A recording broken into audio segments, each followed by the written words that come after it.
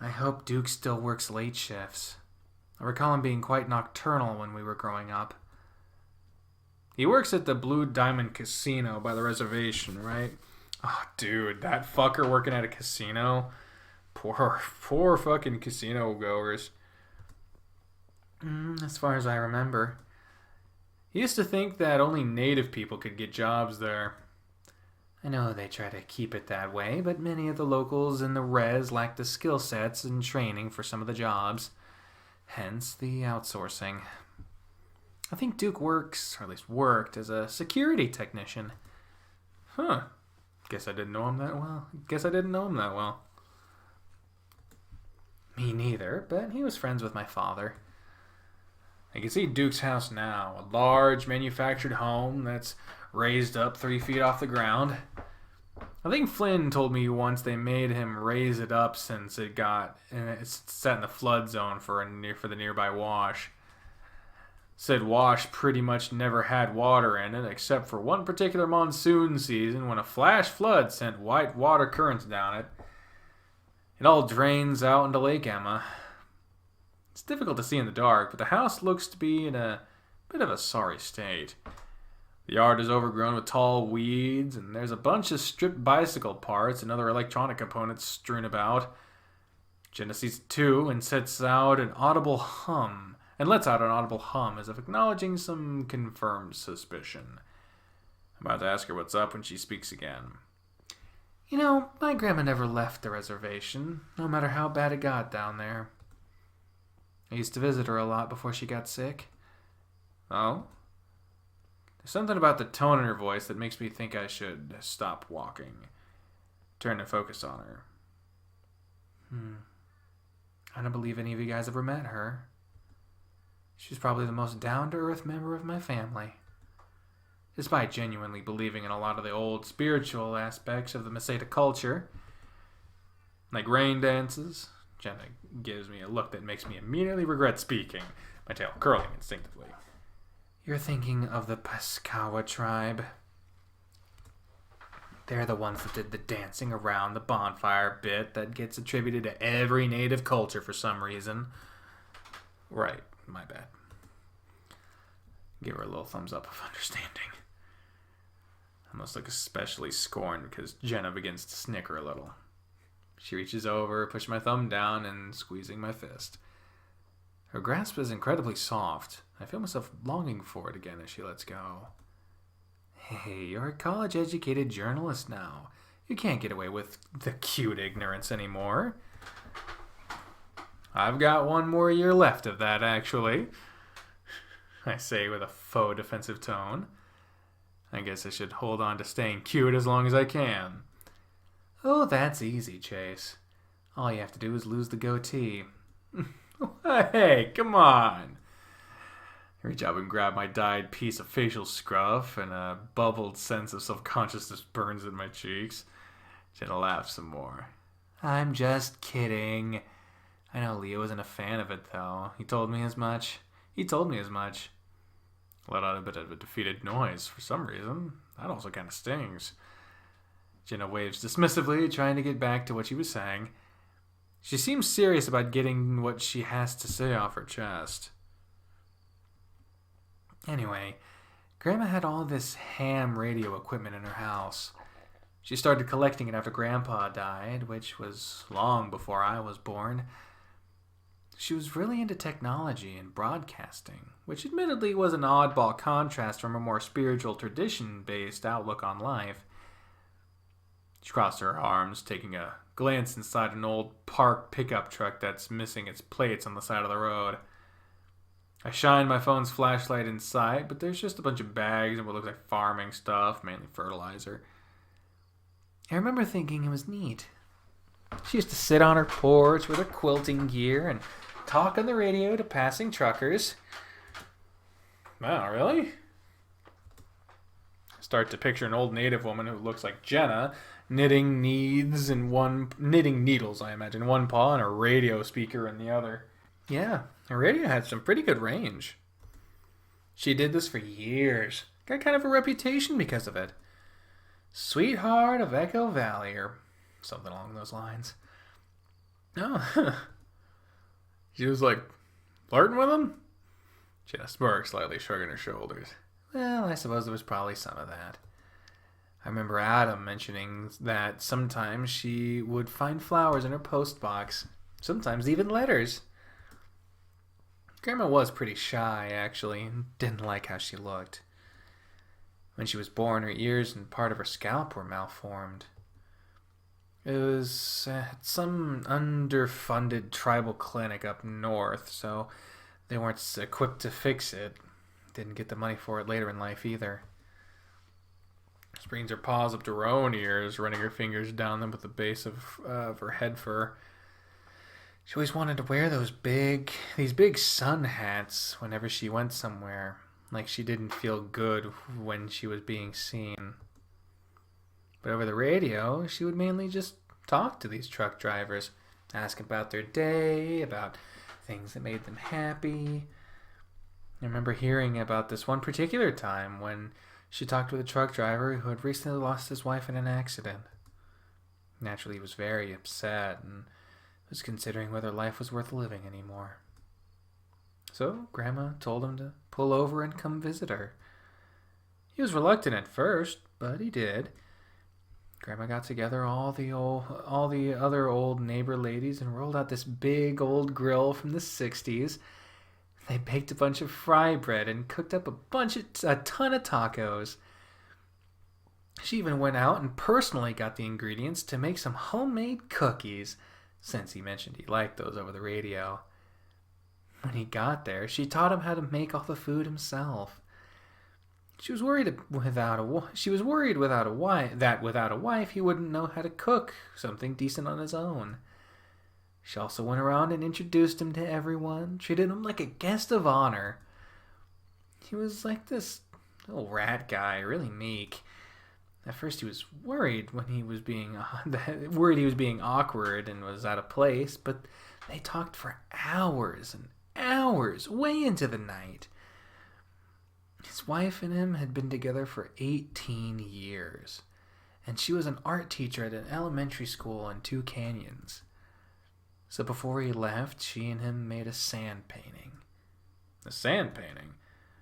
I'm reluctant to interrupt, but I've never heard of that before. It's my fucking headphone going again. They're plugged in and everything. What the shit?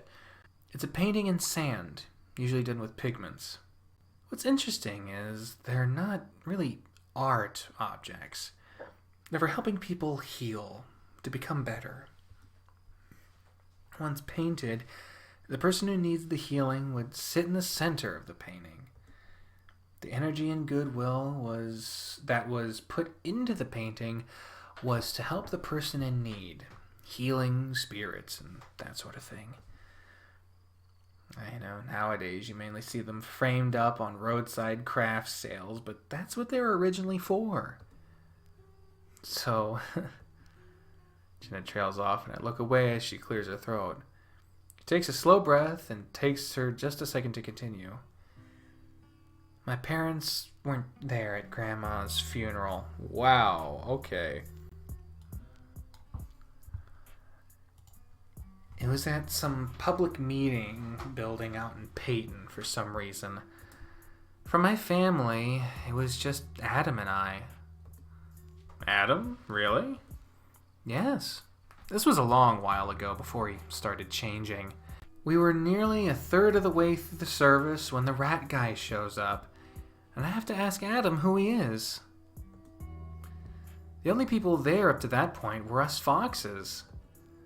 After that, I started noticing more non-foxes coming in. Some were literally wearing those stereotypical trucker hats and those holy bits in the back. With the holy bits in the back. And of course, half the people there were really confused who these guys were. Like maybe they were at the wrong funeral? They just sat in the back. And then Adam went up to speak. She folds her arms tighter across her chest, smiling to herself as her gaze flicks upward. Adam stuttered his way through his speech, but at the end of it, he started inviting up the new arrivals in the back. A lot of them were fairly gruff-looking guys, you know? And one by one, they get up and start reading letters. She pauses again. Letters thanking her for being so kind, for giving them someone to talk to about their problems, or just being so witty and fun to talk to. The rat guy, God, I wish I remembered his name, went up last, and his letter addressed Grandma like she was still there with us. He talked about how he was doing, how tough things were after what happened. He mentioned his wife by name, about how losing someone so good and special can make it feel like the world has become so much darker. But how it's always important to remember that there are still good people out there, even if they're just someone who could lend an ear for a while. And that felt like he was actually talking to us about Grandma. I think about it a lot when, Adam passed. I thought about it a lot when Adam passed. About how maybe it wasn't just a chemical imbalance, and perhaps he just needed someone to talk to. She keeps her arms still tight over her torso, though it looks more now like a self-bracing measure. A far cry from her usual standoffish posturing. I also thought about how you're so goddamn alone out here. She gestures with both arms to her surroundings. I peer down at myself, then back to Jenna. She lets out a little noise that sounds like a quick sigh before shaking her head. Not you specifically, but rather anyone stuck in this place. What is it with Echo and taking away all that's good? She's looking at me now, but I might as well be a brick wall for how equipped I am to answer that fucking question. It feels almost rhetorical in nature, something with so many reasons that you could apply that it becomes simply too much to try to put into words. I sheepishly hold up an arm. Would it be too patronizing, too much of the stereotypical guy thing to reach out to her now? It's a moment of vulnerability from someone who's cultivated a life's worth of being invulnerable. I suppose we've all got heavy shit under the surface, Jenna, probably most of all. And while some of us downplay it with jokes, self-deprecation, and lashing out at others, Jenna's always kept it under said surface. Seeing this all brought to light feels like something raw, uncomfortable, something understood to be immovable being moved. I look past Jenna to the wash, like the desert flooding. I exhale, looking back down to her. I can feel my mind going blank, like it did earlier. Her expression's indiscernible, but she's still looking at me. Alright, we got 3 choices here. Obviously, I'm gonna fucking save and make sure that I can go back. I feel like the best choice is we keep each other sane. So let's try that, see what happens. I was really fortunate growing up. I had a boyfriend I loved, a group of friends who supported me, and a family who gave a shit. And I'm not the world's most mentally healthy person, you know? I see a completely alternate timeline where I'm just like the rest of those guys in Tetanus Alley, or, worse. Or the back of my neck, sheepishly. I'm not good at making these reassuring speeches, but this is all stuff I've admittedly thought about before. That rat guy was right. Having someone around who gives a damn means the world. And isolating yourself from said world isn't how you make yourself better. It's the opposite. And for keeping me sane, I do think I kind of have to thank you for that in some part. My voice cracks and I try to cover it up with a cough. Smooth. Thank you, Chase. Jenna smiles lightly. It's actually rather beautiful. Has this been on your mind for a while? I shrug. Lately, at least. Well, I'd like to think that his and your sentiments are true. If we have time, I might stop by to see Jeremy. When I talked to him, he sounded like he wouldn't mind seeing you again. Jenna chuckles briefly. It's strange, isn't it? The notion of you talking to him now, as adults. As kids, we were all so at odds over truly stupid things. I suppose I'm curious whether he's grown up as well. I guess we'll see. Jenna raises a brow. Maybe. All this being said, I'm truly not excited to go back and talk to him or his friends. For Jenna's sake, I can grin and bear it, though. Guess I have to ask, what made you think of this? I mean, the story about your grandmother. Was he just talking about tech stuff in the reservation? Jenna ponders this question for a moment, looking a bit more like her usual self. However, there's still a slight unnerved tinge to her, like her tail has an extra bit of bristle to it. I suppose that's what got me talking about her. Though I started thinking about this all earlier. Oh? Up ahead, the screen door on the side of Duke's house flings open. Oh, God. Oh, shit. I don't like it. A familiar ash-colored figure peers out, attention focused on us. What are you two doing? Calls out to us, having to shout since we're nearly 3 properties down. At Pueblo, I'd cringe at the idea of someone shouting out this late in the neighborhood. However, most of these houses are long since abandoned. Jenna and I exchange a look before making our way closer to respond. I feel like Duke had a different text box color than the other one, but I don't know. The lanky weasel is certainly looking rougher around the edges than I remember. The old man taking slow steps into his overgrown front yard. Of course, he's got his gun on him, his paw gingerly clutching it while the other brandishes a cigarette. Or at least I think it's a cigarette. Oh, God, there he is again. Real late for a stroll, he mumbles.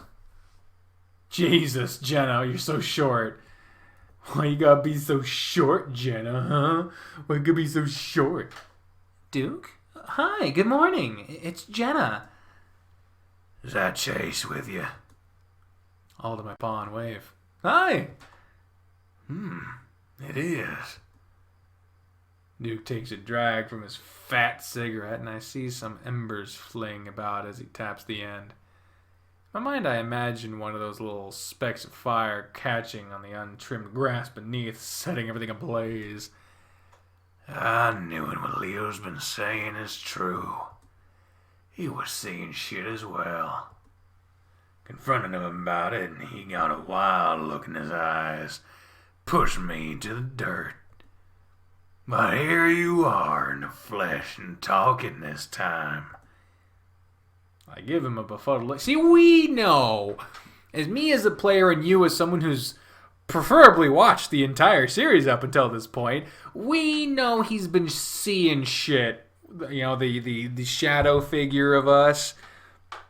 So we know what he's talking about. But if we had not, this would be like, what the fuck? The fuck? I give him a befuddled look. What's he talking about?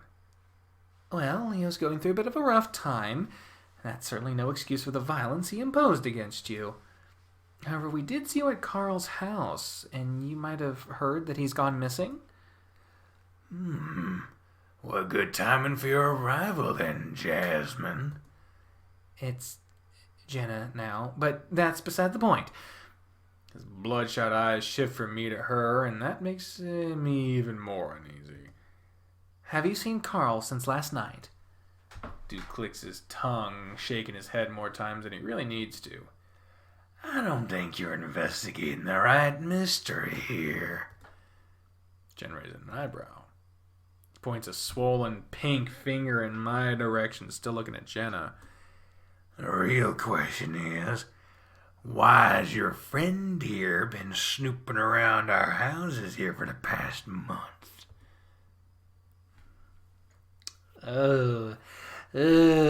Time for the plot to show up, huh? Point 45. That's the build we're currently working on Echo right now.